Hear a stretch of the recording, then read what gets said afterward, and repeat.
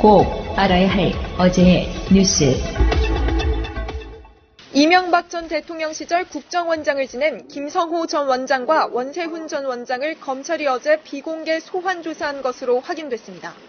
어제 검찰이 압수수색한 김백준 전 청와대 총무기획관과 김희중 전 제1부속실장, 김진모 전 민정위 비서관에게 돈을 주도록 지시한 혐의 때문입니다. 검찰은 이들이 국정원 관계자에게 특수활동비에서 일부를 빼 전달하도록 지시한 걸로 보고 있습니다. 검찰이 파악한 돈은 모두 5억여 원으로 특히 앞선 국정원 관계자들에 대한 조사 과정에서 김 전 원장과 원 전 원장이 각각 2억 원씩 총 4억 원을 김백준 전 기획관에게 전달토록 했다는 진술을 확보했습니다.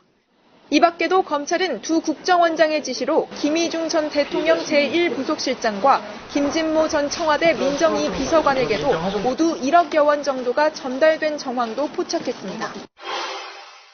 새벽까지 밤샘 조사를 받은 김진모 전 청와대 민정비서관은 검찰에서 국정원 특수활동비 수수 사실을 시인한 걸로 알려졌습니다. 조사 성실히 잘 받았습니다. 김 전 비서관은 당시 누군가의 지시로 국정원 돈 5천만 원을 받아 누군가에게 전달했는데 그게 누군지는 기억나지 않는다고 진술한 걸로 전해졌습니다. 법원은 어제 박근혜 전 대통령의 재산을 동결했습니다. 법원이 동결한 박 전 대통령의 재산은 28억 원에 사들인 내곡동 주택과 유영하 변호사에게 맡긴 1억짜리 수표 30장 등입니다. 유 변호사는 보관 중인 30억 원은 국정농단 1심 재판 사선 변호인단 수임료와 앞으로 있을 변호사 선임 등의 용도라 밝혀왔습니다. 그런데 취재 결과 유영하 변호사가 어제 법원의 재산 동결 결정 전 이 돈을 다시 박 전 대통령의 계좌로 송금한 사실이 확인됐습니다. 가마에 탄 왕의 성화봉에 불꽃이 타오르고 전통 복식을 입은 300여 명의 어가 행렬이 평창올림픽을 밝힐 성화를 한 발 한 발 옮깁니다. 사상 처음으로 서울 시내에서 드론 야간 비행이 허용돼 색다른 장면을 연출했습니다. 광화문 앞에는 많은 시민들이 몰려 서울을 찾은 성화를 뜨겁게 환영했습니다. 88 올림픽에 대해서도 아이와 함께 얘기하고 포도리에 대해서도 얘기를 했었거든요. 마음이 벅차오르고 이번에 꼭 잘 됐으면 좋겠다는 마음이 들었습니다. 오늘 오전 마포구 상암동에서 시작한 서울 성화 봉송은 서울역 고가보행길과 홍대 입구 등 명소들을 돌며 대회 개막이 눈앞에 다가왔음을 알렸습니다. 한국 축구의 전설 차범근 전 감독과 사격의 신 진종호 등 스타들도 서울 봉송에 함께했습니다. 성화는 지난 2달 동안 전국을 누비며 평창올림픽의 열기를 높였고 이색 성화 릴레이로 눈길을 사로잡았습니다. 대전에선 로봇이 직접 성화를 운반했고 진천에선 수영 국가대표 선수들이 수중 성화 봉송을 선보이기도 했습니다. 다음 주 화요일까지 서울 곳곳을 누빌 성화는 경기 북부를 거쳐 평창올림픽이 열리는 축제의 땅 강원도로 향하게 됩니다. 이게 뭐야? 이거 공개 맞고 그래? 공개해야 돼 이거.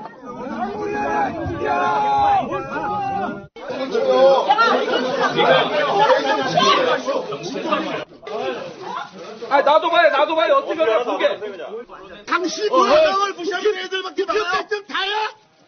몇점 말을 하면 몇점 다냐고. 자, 국민의당 이야기부터 잠깐 하겠습니다. 안철수가 당무위를 강행했어요. 그 구태 있잖아요. 예전에 무슨 전당대회 하면은 사람들 몰려와가지고 드자비하고 소리 고래고래 지르고 국회의원들 그 자리에 들어가기도 힘들 정도로 사람들 몰려와 있고 거기 당대표가 무슨 말을 하고 있는데 앞에서는 바로 싸우고 있고 주먹이 오르락 내리락 하고 어떤 국회의원 들어오면서 소리 고래고래 지르고 그 사이에 안철수와 박지원 두 사람은 단상과 객석에 앉아가지고 눈을 지그시 감고 있고 꼴 사납더라고요. 저는 제가 이제 어저께 3시 한 5분경에 그 앞을 지나갔거든요. 246호. 뭐 취재 가신 건 아니죠? 아닌데 이제 어저께 방송 출연 때문에 본청 당대표실에 있다가 부랴부랴 나가는데 막 그 앞이 시끌시끌하고 난리가 난 거예요. 그러고 나중에 이제 보니까 그 직전에 공개 회의에서 비공개로 전환하자라고 하면서 이제 장병환 의원이 이제 안철수 대표가 연단에 서 있을 때 뭐라 하니까 이제 소위 안철수 쪽 사람이 빼찌면 다야?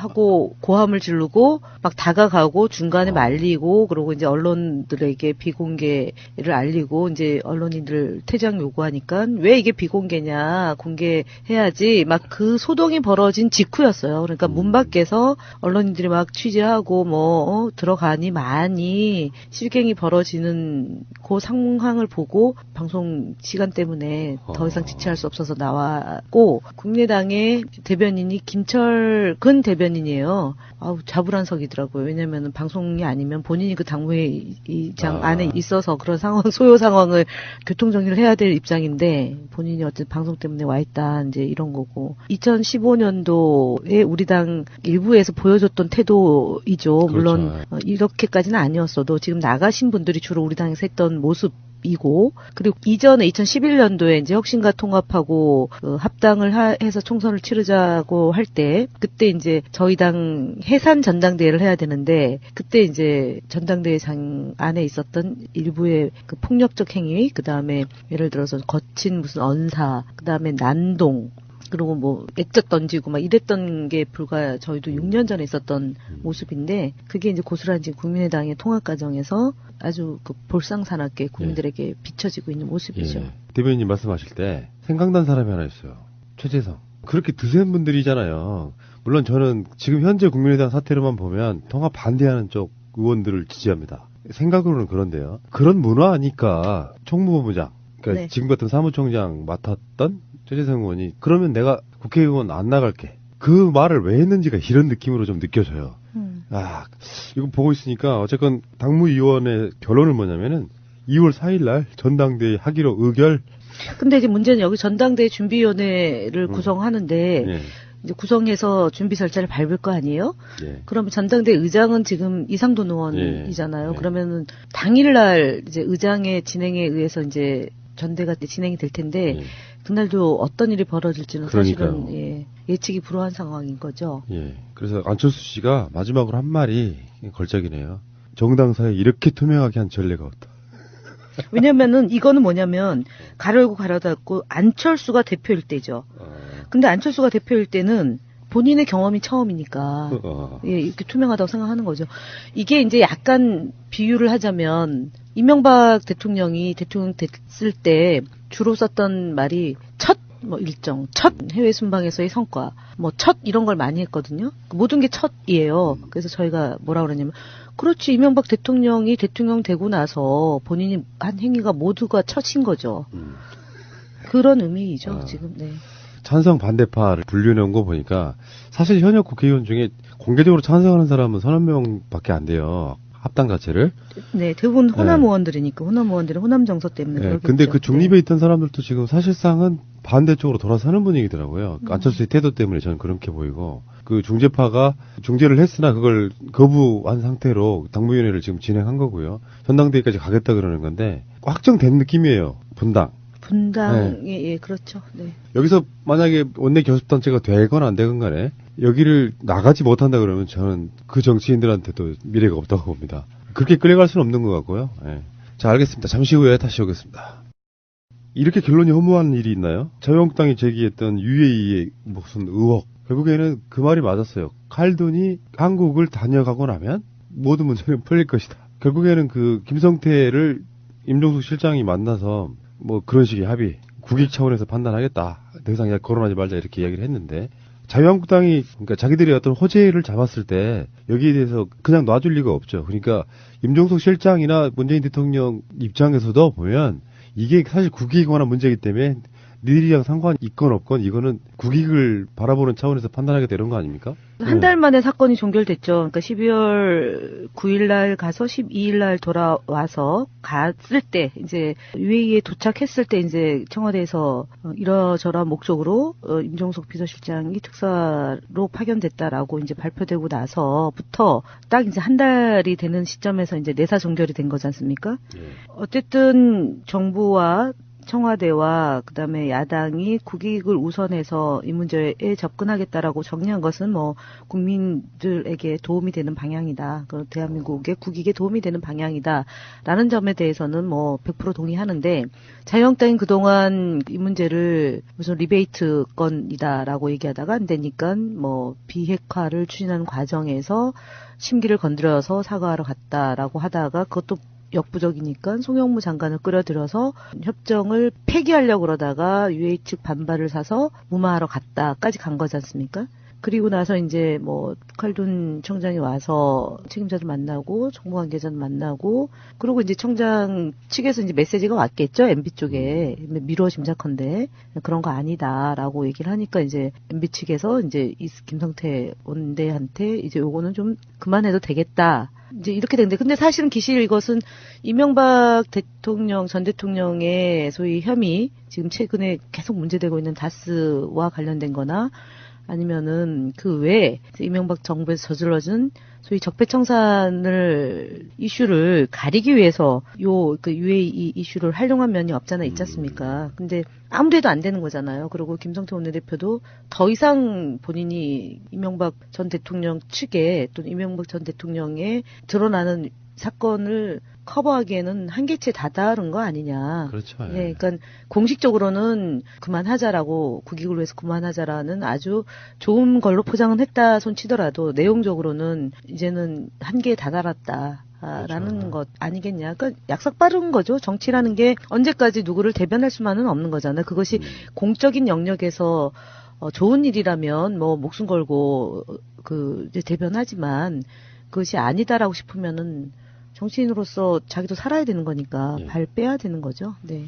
그 이야기의 핵심은 군사협정 이런 부분은 국회 비준 사안인데 그 국회 비준 없이 국회 비준하려면 시끄러워지니까 비밀 내용을 놓고 덮어버린 다음에 지금까지 있었던 건데 거기에 이명 계약이 뭔지 우리 국민들 입장에서는 끝까지 팠으면 좋겠다 이런 생각이 드는데 그거는 네. 대통령이 이미 기자회견 때 네. 그러니까 언젠가 때가 되면 그러니까. 공개적으로 밝히고 그다음에 협정 과정에서 문제가 있는 부분은 바로 잡아서 처리를 하겠다라고 얘기를 했으니까 그거는 대통령이 하셔야 될 이후의 프로세스인 거고 요번에 것은 임종석 비서실장의 UAE 방문을 둘러싼 의혹 제기에 대해서 이제 그렇죠. 신사협정을 맺은 거고 국익 차원으로 접근하겠다라고 약속한 거니까 그거는 그거대로고 대통령이 국민에게 하신 말씀은 그건 또 여전히 국익을 위해서 남아있는 과제인 거죠. 그렇죠. 국익이란 말이 쉽게 넘어갈 수 있는 말이 아닌 것 같은 게 그렇게 해서 분란이 생기는 것이 아주 심대하게 대한민국이 손해를 봐야 되는 그 불이익을 봐야 되는 상황까지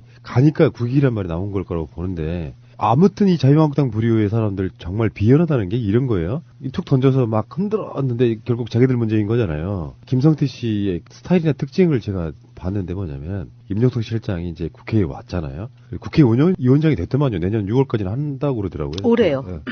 올해군요. 네. 아직도 지금 2018년이 안 됐군요. 저는. 구정으로 생각하면 안 된 건 맞죠. 네. 그러네요. 예. 네. 왔는데 그러면 사무실이 두 개일 거 아니에요. 운영위원장실이 있을 거고 자기 원래 있고요. 네. 자기 자리가 있을 텐데 운영위원장실로 이제 임종석 실장을 이제 모시려고 하는 거예요. 근데 준비가 안 돼가지고 문이 안 열려. 그래서 전화를 막 해요. 문 열어달라고. 자기 누구 무슨 비서나 누구 되겠죠. 그 문을 안 열어줘. 그러니까 계속 기자들은 문을 언제 여냐고 문 두드리고 난리가 난 거예요. 거기서 한 10분, 15분 이상 앞에서 그냥 시간 때우다가 결국 자기네 방으로 가는. 참 버럭버럭 화를 내는 거 전화하면서 자기 비서들한테. 근데 뭐냐면 어떤 느낌이었냐면 임종석 실장이 직접 자기를 만나러 왔잖아요. 그러니까 청와대에서 비서실장이 자기를 만나러 왔다는 거에 대해서 되게 고무돼 있는 거예요. 얼굴이. 아니 근데 운영위원장실이 안 열렸다는 거잖아요 지금. 사람이 없었는데. 아니 그거 말 안 되죠. 사전에 다 그거 국회에서 약속을 그 자리에서 하면은 문을 열어놓고 기다리죠. 자 우리가 문도 안 열어놨는데 지금 불쑥 들어오셨습니다. 죄송합니다. 김성태 투. 아 죄송합니다. 눈이 와가지고요. 눈이 막 와가지고 좀 막혔습니다. 네. 죄송합니다. 눈이 내리네. 저는 눈 안 오는 곳에 온 거 아닙니다. 중국은 안 왔잖아요. 중국에 눈 엄청 온 데 있다 왔어요. 저 영하 20도, 30도. 오, 백두산 어떻게 맑은 걸 보셨나요? 아니면은 겨울천지 보는 맛은 또 다릅니다. 아 그러세요? 몇 번째 가신 거였어요? 제가 누군지 소개는 하고 진행하시죠. 김민석입니다. 중국 갔다 왔습니다. 처음 갔어요. 아, 처음 가신 거구나. 근데 볼만하다는 건 뭐예요? 여름 가보지 않고. 아, 여름천지야 다 알잖아요, 사진. 근데 우리 또래 중에 통일되면 북한 코스로 올라가야 되겠다라고 말하고 버틴 사람들이 제법 있잖아요. 제가 그 중에 하나거든요. 그런 무모한 문자가. 그 지금까지 버텼는데, 아니, 통일이 안 되면 뭐 어떻게 교류라도 해서 가려고 했던 건데, 생각을 바꿔가지고, 갔다 온 다음에 힘을 받자 이래가지고 갔었는데, 하여간 늦어서 죄송합니다. 맛있는 거 사주셔요. 계속 이야기를 하면, 이런 표현이 적당할지 모르겠는데, 정치인들한테 촌놈 출세한 느낌이었어요. 저는, 그렇죠. 누가 촌놈인데요? 들어올 때, 김성태. 아, 김민석 원장 아니고요? 네. 바로 제가 거기에 맞장구를 친 이유가 저도 기사 보면서 김성태는 우리가 이제 조금 알잖아요. 그러니까 재밌는 분이잖아요. 독특한. 근데 대통령 비서실장이 자기를 만나러 와서 이렇게 했다는 것에 대해서 나 급 올라갔어. 맞아요. 딱 그 느낌이었어요. 본인이 굉장히 그랬을 거예요. 동영상으로 보세요. 얼마나 고무돼 있는지. 의혹 제기한 건 전혀 기억에도 없어요. 지금 비서실장이 자기를 만나러 왔어. 그게 이런 거죠. 운영위원장이 됐고, 그다음에 운영위원회를 소집해서 이제 임종석 비서실장의 UAE 의혹을 청문을 하겠다 이제 이건데, 그 전에 아련으로 온 거죠. 아련. 자기 식으로 해석하면 이제 백기투항하러 온 거예요. 그렇게 해석해야지. 그러나? 네. 우리 관점으로 접근하면 안 됩니다. 본인이 요구해서 온 거잖아요. 대통령을 대신해서. 그러니까 득이양양인 거죠. 그러니까 그런데 의전이 제대로 안 돼갖고 문이 안 열리는데 민망하지도 않고 창피하지도 않고. 아니요, 당황하죠. 빨리 모시고 싶은데 기자들한테 아니죠. 기자들이 10분 동안 그 상황을 보니까 얼마나 또 즐기고 있겠습니까? 네, 본인은 그냥 하여간 막 즐거운 거죠. 해피한 거예요. 그냥 그냥 해피한 다 뭐 의혹 이런 거 상관없어. 그분들을요 좋게 보는 거예요. 아, 지금 나쁘게 본 건데. 나 원내대표야. 그동안 국정 운영 전반과 또 UAE 특사 의혹에 관련한 특히 신도 깊고 안정적인 또 국정 운영과 대한민국의 미래를 위해서 정말 많은 이야기를 나눴습니다. 우선 앞으로 좀 더 안전하고 더 효율적인 원전 정책으로 해외 원전 수주를 위해서 정부와 국회 또 정부와 야당이 함께 협력해 가자고 뜻을 모았습니다. 제1야당과 국정운영 파트너십을 강화하기로 하였습니다. 아울러 향후 자유한국당은 임종석 실장 UAE 특사 의혹에 대해서는 국가적 신뢰와 국익적 차원에서 판단하기로 하였습니다. 그리고 앞으로 저희가 중요한 문제일수록 모든 문제를 국회에 특히 제1야당에 더 잘 설명드리고 협력을 구하겠다고 제가 여러 번 우리 대표님께 말씀드렸습니다. 원래도 우리 대표님하고 제가 잘 아는 사이였는데 오늘 한층 더 친해졌습니다. 김성태 자유한국당 원내대표가 어쨌든 시작했던 걸 생각을 하면요. 자유한국당이 한 그 만행을 생각을 하면 국민들 정서 같으면 다 까발려가지고 UAE고 뭐 근데 그게 다 우리나라 기업도 연결돼 있고 뭐 수출 이런 것도 연결돼 있고 다 연결돼 있기 때문에 사실은 이것도 어떤 면에서 보면은 이명박의 똥치우기 이 느낌밖에 없는데. 근데 또 하나는요. 아까 얘기 중에 김성태 의원이 한 거 있습니다. 조금 가볍게 얘기하면 임종석 비서실장을 굉장히 이 전 국민의 관심의 대상으로 승격시켜놨어요. 사실 비서 역할은 그렇게 하면 안 되는 건데. 안 되는 거잖아요. 그림자인데 이처럼 존재감을 부각시키고 정말 그렇게 한 사람이 바로 김성태예요. 그 나중에 임종석 의원이 다른 역할을 하게 되면 김성태 원내대표한테 매우 고마워해야 되는. 존재감을 막 부각시켜줘. 네. 밥 사야 되겠네. 네. 원래도 우리 대표님하고 제가 잘 아는 사이였는데 오늘 한층 더 친해졌습니다. 연일 신문에 그렇게 장식하고 그래서 비서실장이 원내대표를 만나러 가서 그런 식의 그림이 나오고 하는 경우가 없죠. 일반적이지 않아요. 아니 그러니까 맞아요. 고무된 거고 김성태 그러니까 원내대표 고무된 그런 거고. 식의 구도를 만들어서 네. 결국 된 과정을 그렇게 만들어낸 건데 그거 자체가 좀 일반적이지 아니 않아요. 앞으로도 매번 그럴 수 있어요. 알겠습니다. 뻔뻔한 세력들의 이야기였고요. 자, 넘어가겠습니다. 새가 날아든다는 여러분들의 하트를 먹고 삽니다. 잊지 않으셨죠? 에피소드 제목을 누르고 플레이가 되면 오른쪽 위에 하트를 꾹 눌러주세요. 오늘도 감사합니다. 더 많은 분들이 들을 수 있도록 하트 꼭 눌러주세요. 자, 박근혜와 원세훈 두 사람이 거의 동시에 재산이 동결되는 사태가 좀 생겼는데, 예, 일단은 박근혜 씨에게는요, 지금 주택과 수표 포함해가지고 58억이 동결됐고요. 원세훈은 65억인가요? 이렇게 동결이 됐는데, 박근혜는 지금 뇌물죄인 거고, 원세훈은 국고손실죄 관련해서 법원이 받아들였으니까, 보도를 보면요, 재산 일부를 동결했다 이렇게 나오거든요. 또 있나 보죠? 예금 있지 않습니까? 전체 동결된 게 58억이 동결된 거예요. 주택은 쪼갤 수는 없어서 거기에 대한 일부만 동결할 수는 없어서 아마 규모를 주택 전체, 예금, 수표 이런 거 전체 이렇게 될 것 같은데. 박근혜 재산이 얼마예요? 아니, 그러니까 이렇게 공개되는 공식적인 게.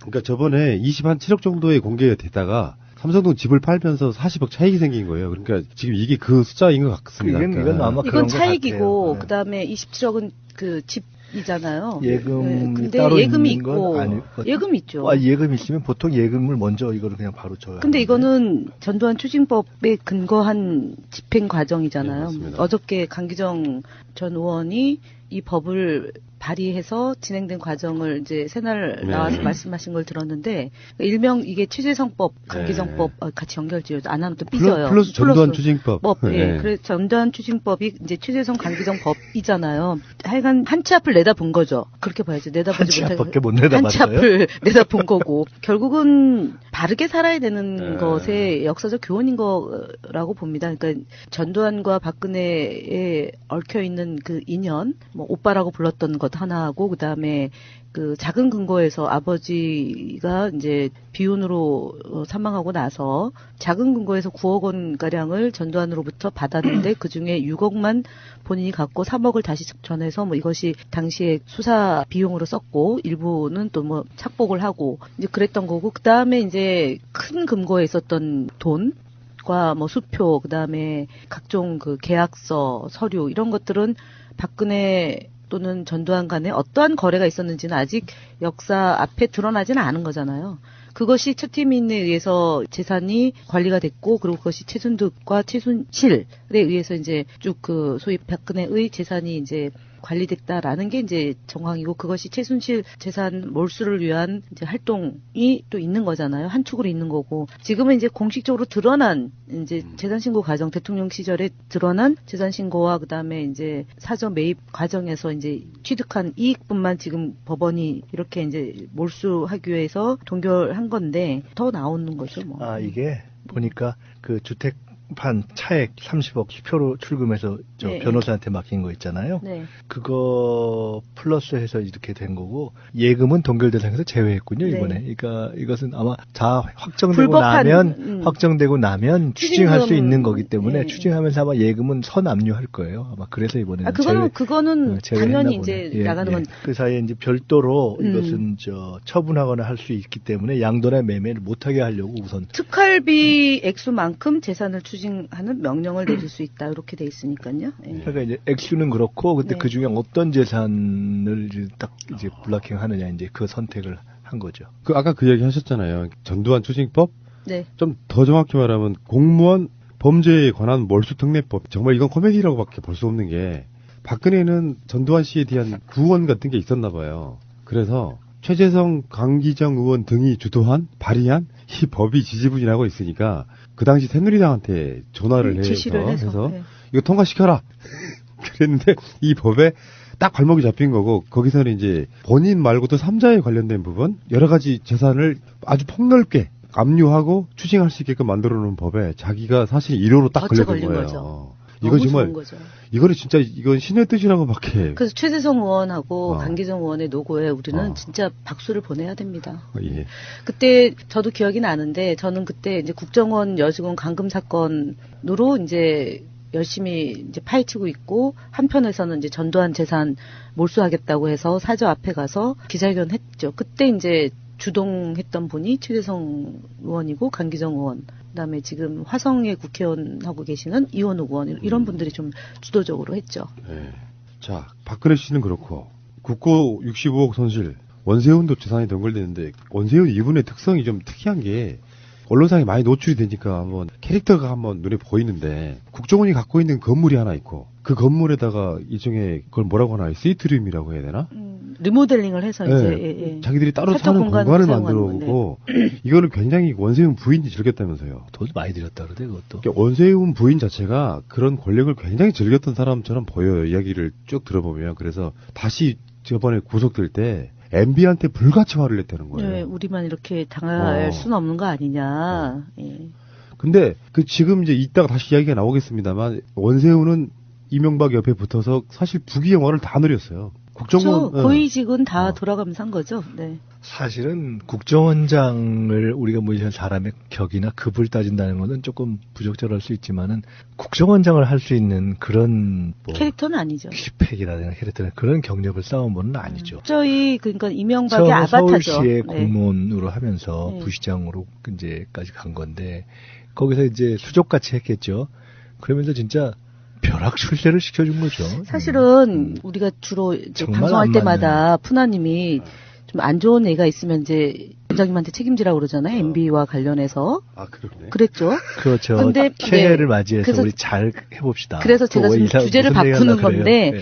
원세훈 원장을 사실 한직에 있는 사람을 다시 자리를 올린 것은 이해찬 총리세요. 아, 이해찬 총리가 책임이 많으시군. 이해찬 총리가 당시에 이제 부시장할 때 원세훈이 그 어디 강서군가 어디에 뭐 가 있는데 그분을 청으로 이제 국장으로 다시 이제 그때 복귀를 하면서 복귀를 했죠. 이제 뭐 여성 아동 담당 MB 때 부시장이 되는 길까지 열렸군요. 예, 그래서 이제 그렇게 했는데 이 사람이 스펙은 좋잖아. 학벌은 좋은 거 아닙니까? 그래서 이제 부시장으로 돼서 MB가 시킨 일을 또박또박 했던 거죠. 그러니까 이제 거기까지 올렸겠죠. 그러고 나서 이제 행자부 장관을 했지 않습니까? 2008년도부터 2009년 하고 바로 직후에 이제 국정원장 하면서 4년 임기를 꼬박 채우고 그리고 이제 그 와중에 우리가 그 유명한 댓글 공작 그다음에 정치 개입 각종 그 사건 사고를 그야말로 소리 소문 없이 이제 했던 그런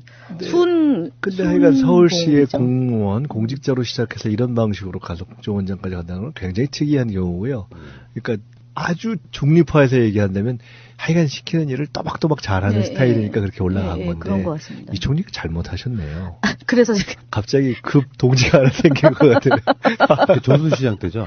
그렇죠. 그런 얘기를 하셨어요. 내가 봤던 그 사람이 이 사람인가 할 정도로 사람이 그 누군가에 의해서 쓰임이 있을 때 정말 되게 충실한 공직자가 저렇게 변절하고 국민을 피해를 주는 자리까지 갈 수 있다라는 점이 놀랍다라고 얘기하면서 예를 드는 거죠. 그때 목에서 제가 한 말씀 드리면 제가 사실은 이제 어제도 조금 비슷한 생각을 하나 했었는데 우리가 가끔 영혼이 없는 공무원이다 이런 얘기를 해요. 행정학에서 나오는 용어라면서요. 근데 그게 굉장히 중요한 거거든요. 그러니까 제가 뭐 이걸 왜 했냐면 현재 공무원들 중에 일부가 야 참 저 왜 영혼이 없이 저렇게 하지라고 해서 제가 굉장히 조금 화가 난 그런 게 있어요. 제 개인의 어떤 피해가 아니라 왜 저런 일을 저렇게 하지라는 생각이 들어서 근데 그렇게 이 공무원에게 정말 필요한 게 위에서 시키는 일을 그때그때 한다라는 것도 있을 수 있지만 더 중요하게 정말 영혼과 방향에 대한 고민이 계속 굉장히 중요한 거예요. 근데 그렇지 않은 경우를 제가 꽤 봤거든요. 김대중 대통령 때 예를 들어 햇볕 정책과 관련해서 상당히 뭐 높은 자리까지 갔던 분이 그 뒤에 세상이 바뀌고 나서 또 비슷한 자리를 계속 유지했는데 전혀 반대 일을 한 예를 들어 이런 분들이 있어요. 그거 보면서 야 참 지금 누구예요? 있어요. 이니셜. 이니셜이라도 얘기해 주셔야지. 지금은 뭐 하고 계세요? 지금은 놀 거예요 아마. 혹시 전직 애교관이라서 이번 성명서에 가담하신 분은 아니죠? 아, 그거 한번 확인해 봐야 되겠는데. 근데 참 이제 그런 분들이 있어요. 그래서 사실은 뭐냐? 정치가 공무원이나 공직자를 이끌어야 되는 거고요. 그 정치가 잘해서가 아니라 정치는 늘 국민 대중과 연결되어 있기 때문에 결국 국민이 이끌어야 되는 거거든요. 그게 안 되면 굉장히 많은 문제가 생겨요. 그러니까 어쨌건 그 원세훈 원장에 대해서도 이제 재산이 동결되는데 이런 것도 좀 사실 최근에 보는 모습이에요. 재산 동결되는 걸 보면서 그래서 시대가 바뀌는 거구나 이런 생각도 드네요. 그러니까 그 박근혜 대통령이 이제 국선 변호인으로 해서 이제 그 피해자 코스프레를 하다가 재산이 동결될 것 같으니까 유영하 변호사를 다시 불렀던 거잖아요. 물론 변호사법 위반했다라고 서울 변호사협회에서 이제 유영하를 고발했는데 그걸 딱 보면서 박근혜 대통령이 전 대통령이 그러니까 뭐 뉴스도 안 보고 자기와 관련된 모든 일체의 내용을 다 이제 닫고 이제 벽면수도하는 것처럼 우리가 뭐 이렇게 상상을 했는데 그것이 아니라 정말 꼼꼼히 본인과 관련된 내용을 예의주시하고 있었다라는 것이 이번에 그 유영하 변호사를 바로 불러들여서 이렇게 대응하는 걸 보면서 야, 그 피해자 코스프레는 뒷전으로 진짜 돈 앞에 무릎 꿇는 박근혜 참 재산 관리는 꼼꼼하게 하시는 분이다. 그런 걸 입증해 준 사건으로 이 법이 없었다면 또 어떤 일이 있었을까라고 생각이 드는 순간 다행이다. 우리 더불어민주당 정치인들 중에 정말 이렇게 열심히 우리나라의 민주주의와 인권과 평화와 통일을 위해서 활동하고 있던 많은 선배와 그 동지들과 후배들이 있어서 여기까지 왔다라는 자긍심이 있습니다. 그러니까요. 감옥에서도 눈과 귀가 있고 참 슬기로운 감방 생활이십니다. 드라마 제목 아니에요? 그거 요즘 챙겨보고 TV에 너무 재밌어요. 나도 더 이상 못 참아. 너 오늘 나한테 죽었어, 새끼야. 비빔면 먹었잖아.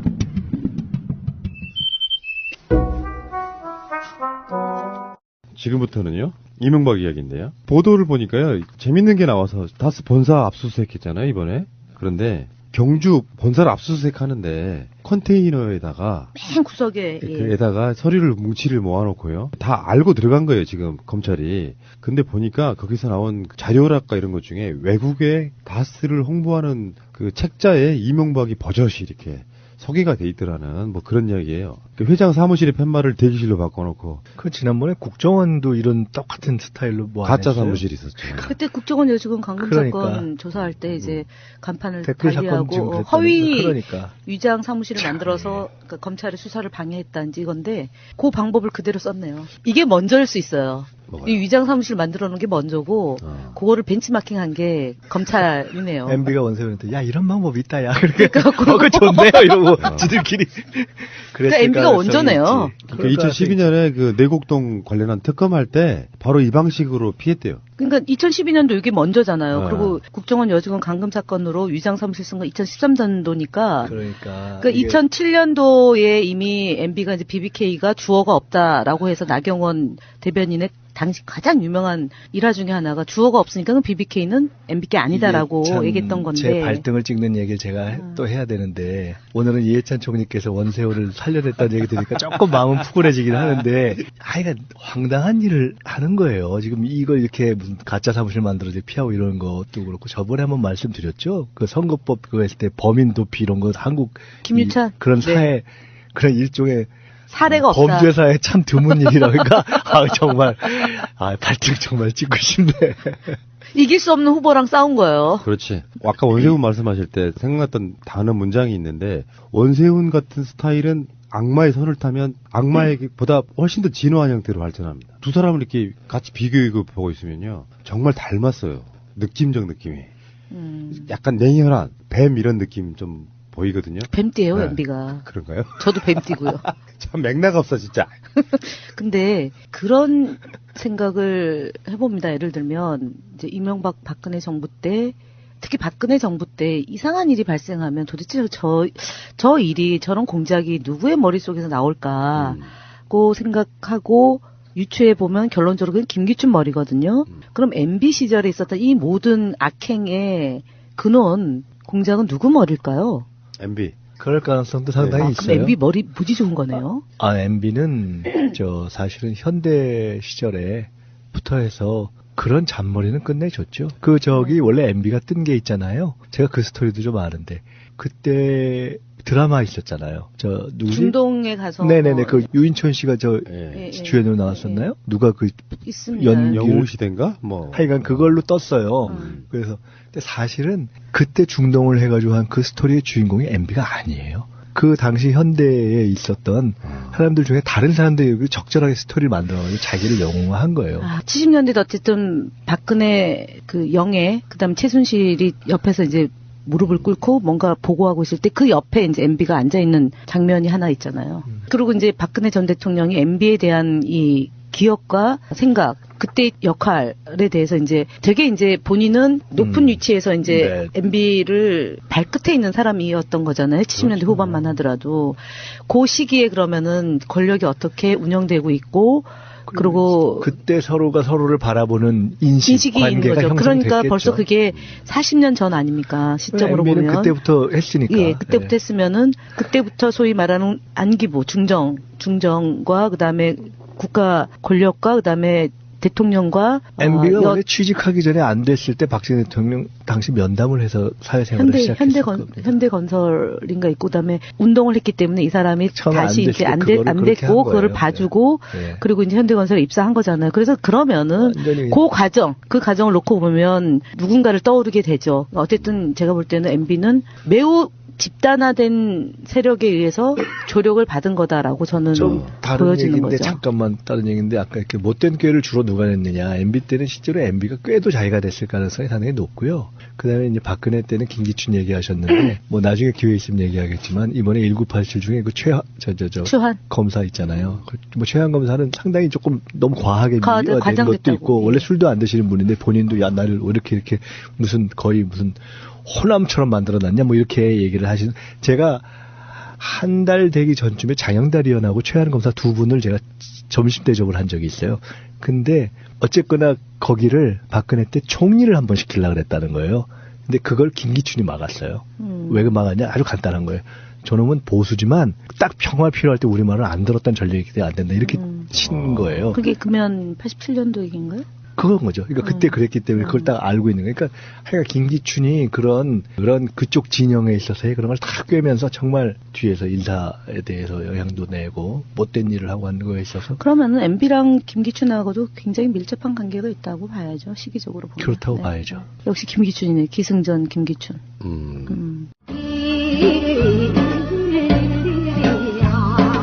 BBK라는 투자 자문회사를 설립을 하고 여러분 이거 다 거짓말하는 걸 아시죠?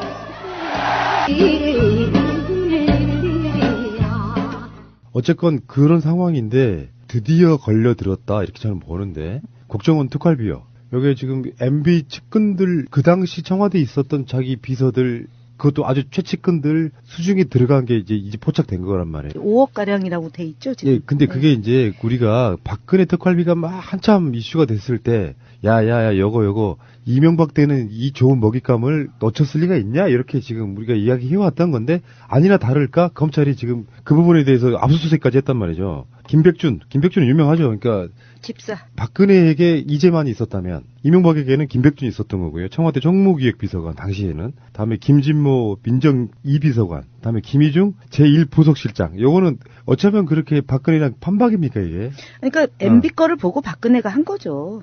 그런가요? 완전히 똑같이. 그럼요. 그 특활비가 이명박의 측근들한테 들어간 것까지 나오는데 이명박한테 들어갔다는 이야기는 아직까지는 이제 압수수색이나 뭐 여러 가지 결과로 나와야겠지만 증언 하나라도 나와야겠죠. 근데 이명박이 그 청계재단에 있는 사무실이 있어요. 그 사무실에 모여가지고 대책회의까지 하면서 언론에 흘리는 거 보니까 나는 그런 시스템이 있는 것조차 몰랐다 이렇게 이야기하고 있더라고요. 그런 시스템이 몰라의 앞부분이 더 강조해야 됩니다.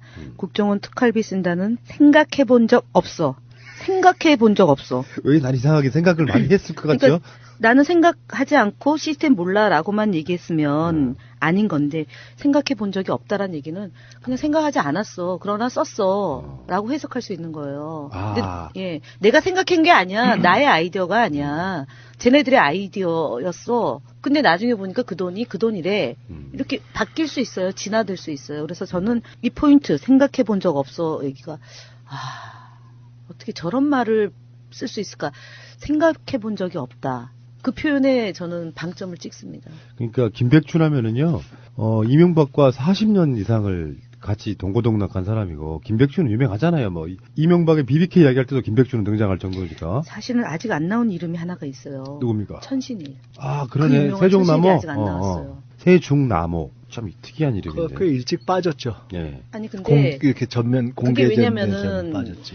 예. 이상득 형님 이제 혐의가 나올 때 이제 나온 거고 지금 이제 전 의원인 이재호 전 의원이 외국 나가 있을 때 이 세종나무의 대표인 천신일과의 무관성이 계속 거론됐었죠. 그러니까 집권 초기에 벌어졌던 일에 빼놓을 수 없는 사람이 천신일인데 저는 곧 조만간 등장하지 않을까 기대해 봅니다.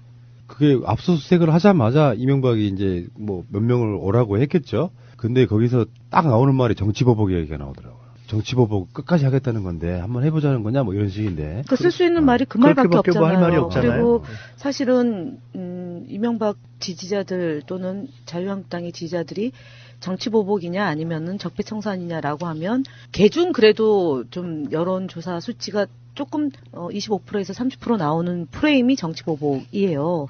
그러니까 이 말을 써서 피해자 코스프레를 하는 거죠. 네. 근데 뭐 이명박이 제 아무리 정치보복이라고 하고 박근혜 전 대통령이 정치보복이라고 얘기하면서 감옥 안에서 이제 투쟁을 하지만 결과론적으로 이렇게 그 전두환 추징법에 의해 재산을 몰수한다라고 하면 너도 나도 다 손에서 모래 빠져나가듯이 이렇게 이제 측근들이 돈을 받았다라고 진술하는 거로 가는 거잖아요. 그러면은 빼도 박도 못하는 거죠. 이게 이제 이렇게 됐잖아요. 이 범죄의 얼개가 김백준만 예를 들면 이명박이 거의 그 혀처럼 군 사람, 어떤 그런 사람인데 이명박 자체가 이 사람이 만약에 받은 게 확실하다면 김백준은 자기가 빠져나가기 위해서는 박근혜를 문고리 3인방이 그런 식으로 빠져나가고 있잖아요. 대통령이 시킨 거다. 근데 김백준 입장에서 그거 내가 받은 거다. 받은 확실한 물증만 있다면요. 내가 받은 거다. 근데 대통령은 몰랐다고 할 가능성이 있을까요? 세 사람 중에 한 명이라도? 아니, 그러니까 70년대부터 굉장히 이제 꼼꼼한 분이고 다각도의 선거법 위반으로 의원직을 박탈당하고 또는 재산 신고를 제대로 안 해서 비례대표 때 또 국회의원직을 반납했던 사람 아닙니까? 두 번에 걸쳐서 이제 의원직을 상실한 사람이고 그 와중에 미국 가서 절치부심하면서 이제 정계에 복귀를 해서 서울시장 나와서 김민석 원장의 어려운 싸움을 통해서 시장까지 되고 대통령까지 되신 분인데 하신후 이총리께서 살렸던 원세훈을 등에 업고 기용해서 근데 어쨌든 그런 한 30년 동안 자신의 그런 거를 쭉 성공을 위해서 성공신화 아닙니까? 그 사람의 그런 거로 해보면 이 문제, 그러니까 국정원으로부터 특활비를 쓸 수 있다는 것, 그리고 대통령 직속기관이고, 그리고 그 대통령의 지시 없이 그 돈을 쓸 수 없죠. 라고 봐야 되는 거죠. 그러니까 합리적 의심입니다. 그 문제는 증언이라도 대통령이 시켰어요가 될지 모르겠는데 이 부분은 저는 이렇게 보는 게 있거든요. 박근혜의 문고리 3인방은 사실 박근혜가 사실상 영어의 몸이 됐기 때문에 자신 있게 편하게 이제 진술할 수 있는 거고. 그렇지. 근데 지금은 박근혜처럼 이명박 전 대통령이 자유인이잖아요. 자유스럽게 다니기 때문에 어떤 정치적 보복, 그야말로 그때 쓸 수 있는 말이 정치 보복인데 그렇지. MB가 어떻게 그동안 주변에 있는 사람들을 보복했는지를 다 알고 있는 사람들 아닙니까? 총무비서관이나 제1부속실장이나 민정비서관이. 그렇기 때문에 좀 두려움의 대상이죠. 예. 그러나 곧 개봉박두다. 왜냐하면 본인들한테 만약에 지시하지 않고 그냥 특활비를 상납했다고 한다면 그 꼬리를 자르는 거 아닙니까? 그러면 대책회의에서 물론 꼬리를 자르기 위한 시도도 있었을 수 있다라고 보는 거지만 그것이 범죄가 적시가 되고 여기도 이제 추징이라는 게 붙을 거 아닙니까? 5억이면 한 3배 정도가량 된다라고 치면 15억 나누면 5억씩인데 그렇게 할까요? 돈 앞에서? 그러니까 저번에 다스 문제로 이명박이 가장 확실한 범죄 증거는 다스에 있으니까 다스로 이명박을 구속시키자라고 했던 말 그다음에 뭐가 있었냐면은 그래야 실제로 밖에 있던 이명박의 비리를 아는 사람들이 불게 돼 있다. 이명박이 밖에 두면 이런 거에 대한 증언 같은 거 하기는 정말 힘들다. 이런 거거든요, 지금. 근데 사실 김백준이건 누구건 간에 이건 뇌물죄인데다가 엄청나게 중형이잖아요. 금액도 높고. 그러니까 이걸로 자기 스스로가 이걸 결국 불어내지 않으면 굉장히 오랜 시간 동안 살 가능성이 높아서 결국에 이명박이만 잡아놓으면 다 불게 돼 있다. 이런 걸개가 있다는 거예요. 제가 볼 때는 특활비가 박근혜를 무릎 꿇게 했던 게 특활비지 않습니까? MB도 지금 되게 초조할 것 같습니다. 국정원에 있는 사람들이 이명박 측근들한테 잘 보이려고 보냈을 수 있는 경우는 있어요. 있을 수는 있는데 그게 이명박의 측근들이기 때문에 또는 이명박이기 때문에 도저히 그 말을 믿을 수가 없는 거잖아요. 그리고 잘 보이기 위한 떡값 개념이라면은 특활비가 아니라 예를 국정원장의 개인 사업비 있지 않습니까? 개인적으로 쓸 수 있는 비용, 그 다음에 이제 뭐 기조실장이 쓸 수 있는 비용, 그걸로도 몇 사람에 대해서 용돈 줄 수는 있겠죠. 그러나 이렇게 큰 규모로 특활비라는 이름이 나왔다라는 것은 명시적으로 특정할 수 있기 때문에 쓰는 거고 검찰이 그 부분에 대해서는 입증할 수 있는 자신감이 있기 때문에 나온 거라고 봐야 되겠죠. 그리고 이제 구속을 하면 또 해야 주변에서 부르기 시작할 거다 이건데 이게 이런 건요. 한번 무너지기 시작하잖아요. 그럼 사실은 예상 못한 곳에서 무너져요. 누가 제일 세게 얘기할까요? 여기 3명, 4개 한번 해보죠. 하여간 이것은 이미 뭐 무너지는 시점에 들어갔다 이렇게 봐야죠. 저는 그 제1 부속실장이요? 거기 같은데. 그래요? 네. 가장 내밀한 곳이죠. 그렇죠. 사실 알고 보면. 근데 그런 것도 있고 다스 쪽의 전직 관계자들은 다 불고 있거든요. 그건 뭐 이미 앞서 얘기했던 것처럼 위장 사무실까지도 있고 그다음에 컨테이너 박스도 가장 구석에 그것도 다스와 상관없는 외부 회사의 컨테이너 박스에 자료가 있다는 것까지 알고 들어간 거기 때문에 도면을 딱 놓고 작전하듯이 그러니까 진술을 확보해서 압수했다. 그리고 내가 안 치운 거다라고까지 있었기 때문에 가능한 거 아닌가. 정말 영화의 한 장면. 저 영화나 드라마를 많이 봤는데 진짜 파노라마입니다. 이런 거. 그러니까. 다음 개봉박도 어떻게 될 거가 예상이 되는 사건들이에요. 네. 그러니까 이명박은 살아온 세월도 좀 많긴 하지만 정말 벌려놓은 일이라는 게 어떤 상상이나 이런 거를 초월하는 것 같고요. 그 범죄성이 이 사람 자체는 정말 한국 사회에 그가 대통령이 된 게 얼마나 재앙이었는지를 그냥 이런 거 있잖아요. 왜 닿을 듯 지금 손에 잠깐 닿았다가 안 닿았다가 하는 딱 그 느낌이에요. 이명박은 제가. 내가 조금만 키를 키우면 이 포도를 이렇게 확 잡을 수 있을 것 같은데 저 손가락 끄트머리는 닿았는데 뜯어내릴 정도만큼까지 아직 못 올라간 느낌. 그러니까 이제 그 어저께 뉴스를 보면 MB 측이 이 소위 말하는 이 정치보복이라는 프레임이다라고 얘기 못할 정도의 확실한 물증을 확보하기 전까지 이 소환에 대한 카드를 그러니까 신중하게 할 거다라고 이제 전망을 했는데 그런 거죠. 뭐 근데 제가 볼 때는 코앞에 와 있다. 이 지점이 보인다. 라인이 보인다. 말씀드릴 수 있을 것 같습니다. 자, 원장님 마지막으로 한 말씀. 이명박 어떻게 될 것 같습니까? 자기 갈 곳으로 가야죠. 얼마나 걸리겠냐고요. 그렇게 오래 안 걸릴 것 같은데요. 나중에 이제 분명히 저는 예언을 할 수 있어요. 시기는 예언 못 하겠는데 검찰을 잘 모르니까 이명박 휠체어타가 나타날 겁니다. 고령 드립하면서. 근데 그러기에는 그동안 운동을 너무 해가지고 온 국민이 운동 열심히 한 거 알기 때문에 부러지지 않는 한. 그러니까 전두환 조직법이 박근혜 자승자박이면 이명박은 건강히 자승자박이 될 가능성이 높다. 아니 감기 있어요. 요즘에 좋은 거. 그냥 독감도 A형, B형이 있기 때문에. 천식. 콜로. 천식도 있잖아요. 아, 이거 참. 군대 안 갔던 병명이 있잖아요. 또 운동하기 좋아요. 네. 아니, 병명이 많아요, 그분이. 그러니까요. 다음 주에 뵙겠습니다. 고맙습니다. 네. 감사합니다.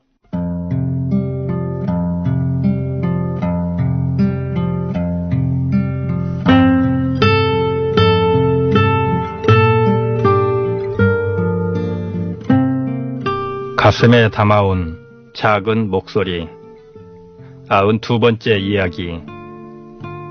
싸늘한 대학가 집 걱정 없이 공부하고 싶어요.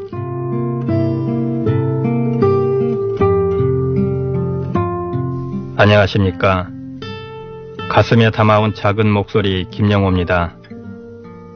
20대를 흔히 인생의 봄이라고 얘기합니다. 하지만 그 시기에 세상의 냉정함부터 배워야 한다면 어떤 기분이 들까요? 어느 부동산 정보 사이트에 따르면 지난 2017년 기준 서울 주요 대학가의 평균 월세는 49만 원이었습니다. 또한 보증금은 1378만 원이었죠.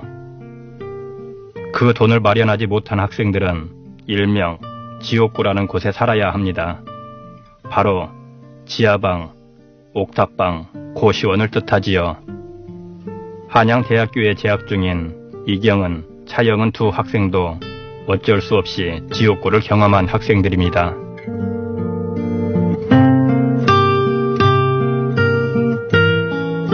저 같은 경우에도 이제 반지하나 옥탑방을 찾을 수밖에 없었어요. 왜냐면 보증금이 집에 이제 목돈이 크게 있는 것도 아니고 매달 월세를 막 40~50만 원씩 낼 수 있는 형편도 안 되기 때문에 제가 살았던 반지하 방들에는 이제 방범창이 없어요. 그렇다 보니까 이제 그 집에 살면서 많이 무섭기도 하고 이제 비좁은 집에 살면서 이제 뭐 현관문을 열고 앞구르기를 하면 벽이 닿는 집이라던가 그렇게 비좁은 집에 또 살아보기도 했었고. 원룸에 작은 창고 같은 게 딸려 있는 집이어서 한 명은 그 방 안에서 자고 한 명은 침대에 있는 데서 자고, 그래서 침대가 하나밖에 없어서 둘이 번갈아 가면서 방을 바꾸면서 살았어야 됐어요. 한 명은 계속 바닥에서 자야 했고, 그리고 녹물 같은 게 나올 때도 있었어요. 화장실을 하수구에서 냄새가 났었고, 그리고 벌레가 좀 자주 나왔어요. 바퀴벌레가. 운 좋게 반지 하나 고시태를 벗어나도 학생들이 겪어야 하는 고충은 마찬가지입니다. 월세 60만 원짜리 주택에 사는 한양대학교 사범대학 신창용 학생 또한 노후된 주택 때문에 이 겨울이 춥기만 합니다. 외풍이나 이런 게 워낙 낡다 보니까 너무 춥더라고요. 보일러나 이런 것도 정상적으로 가동이 되긴 했는데, 그러니까 방 안이 따뜻해지는 것보다 데펴봤자 다 열이 나가니까 온도가 잘 안 오르더라고요. 그래서 집에 한 11월 달쯤 집 실내 온도가 8도였던 적이 있었어요. 8도. 그래서 거의 바깥인 것 같아가지고 자고 있었는데 물이 저기 뭐 고여있다고 하는 거예요. 그래서 막 어떡하지 했는데 다들 막 내일 좀 제정신일 때 다시 보자 해가지고 일어났는데 그렇게 마루를 들어보면 아래 물이 이렇게 다 이렇게 흥건하더라고요. 그런 식으로. 지금 고친 상태예요? 아니요. 이게 기사님이 와가지고 한 상황 확인 정도만 했다고 정보를 들었는데. 이런 조건 속에서도 현재 한양대학교 인근 시세는 평균 보증금 1,000만 원에 월세 50만 원.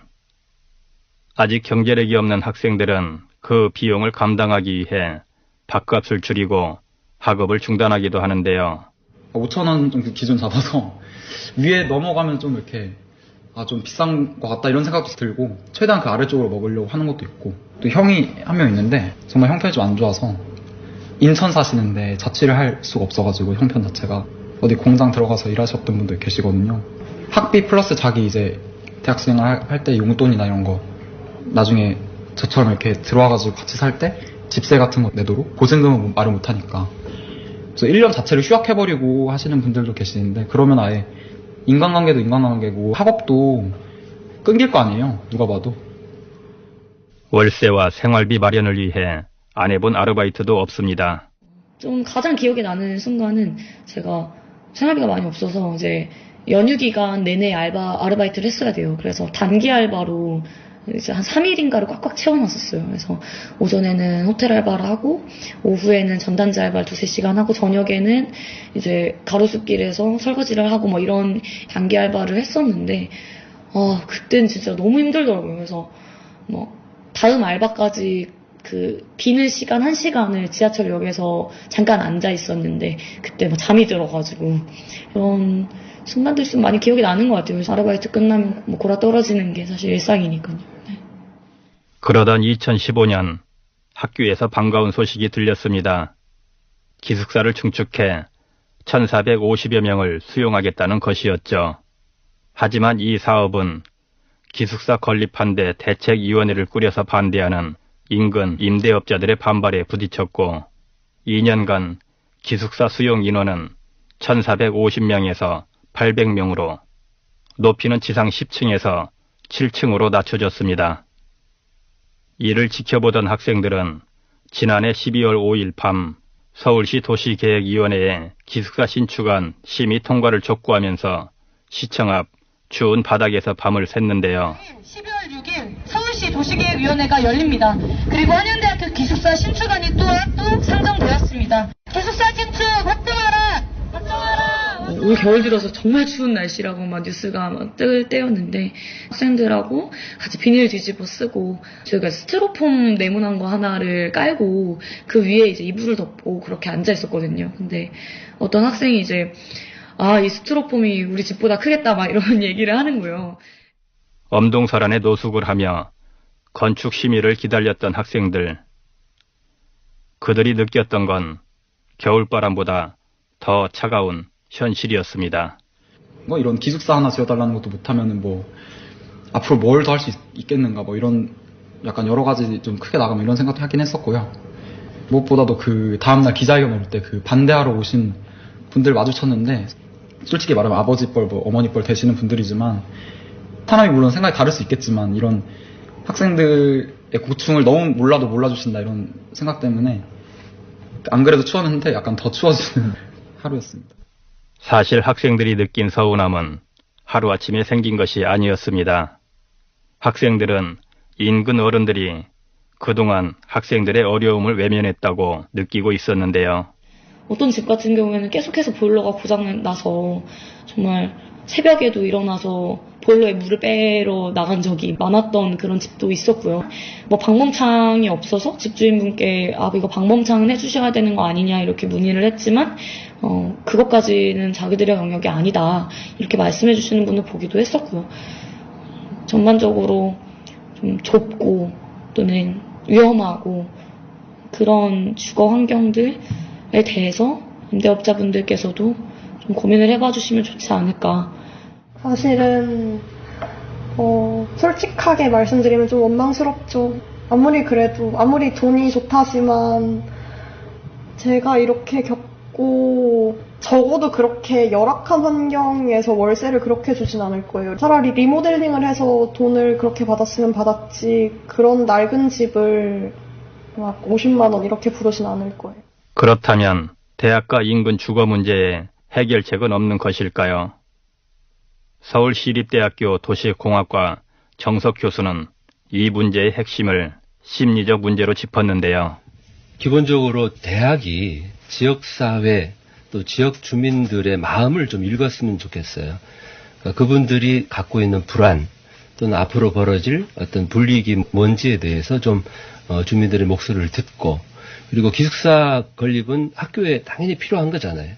그래서 기숙사 건립이 그 불안해하는 주민들에게 그렇게 큰 피해가 되지 않을 거라고 하는 것들을 또 주민들이 납득할 수 있게 설득해드리고 누가 이익이 되면 누구는 손해가 되는 이런 게임이 아니라 서로에게 이익이 될 수 있는 게임으로 이렇게 바꾸려는 노력을 대학이 좀 주도적으로 하고 그리고 시나 구가 그거를 중재해주고 또 그런 지원을 해주고.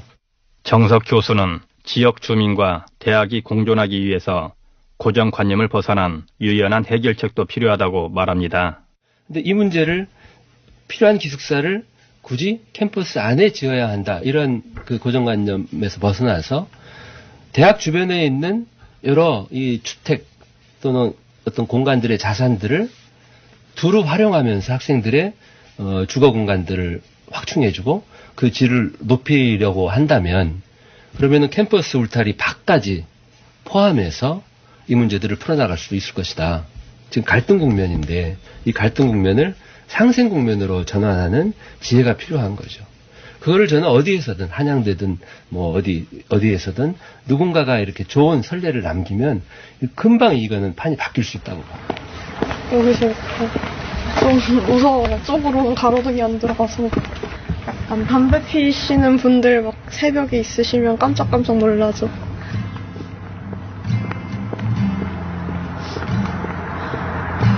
학생들의 바람은 큰 것이 아니었습니다. 안전하고 따뜻한 곳에 살며 배고프지 않고 학교에 다니고 싶다는 것. 그 이상도 이하도 아니었죠. 일단 여자 기숙사가 매우 적어요. 여자 기숙사가 작은 것도 있고 여자 아이들이 뭐 자취하는 것보다 기숙사에 들어가는 게 좀 마음에 안정이 되잖아요. 그래서 이제 경쟁률이 매우 심한데 저희 과가 공대라서 여자가 한 20명 정도 있어요. 근데 원래 기숙사에 들어갈 수 있는 2명이에요. 그러면 18명은 다른 데 살아야 되는 거예요. 수치만 봐도 필요하고 이성적으로만 봐도 필요하고 뭐 아이가 좀 더 안전했으면 좋겠다는 그런 부모님 마음 생각하면 좀 더 필요한 게 기숙사 건축인 것 같아요. 거의 20만 원 갖고 살 때도 있었거든요. 저도 너무 힘들었는데 한 달에 2-30만 원 가지고 살아보셨던 적이 있는지 학생들의 입장 나오는 방송이나 이런 다큐멘터리 같은 거 많잖아요. 그러니까 진짜로 막 몇몇의 소수에 불과한 정말 형편 안 좋고 가난한 사람들, 소수의 사람들 얘기가 아니라 진짜 일반적인 학생들 얘기다. 그런 게 막상 자기 집에서 살고 있는 하숙하는 뭐 그런 학생이 진짜 그렇게 살고 있는 거니까 현실을 좀 바라주셨으면 좋겠어요. 저희 집안 형편이 많이 힘드니까 그것 때문에 하루하루 이렇게 살아가는 게 좀 속상하긴 했었죠. 근데 저는 그게 사실 부모님 잘못이라고 절대 생각하지 않고요. 교육에 있어서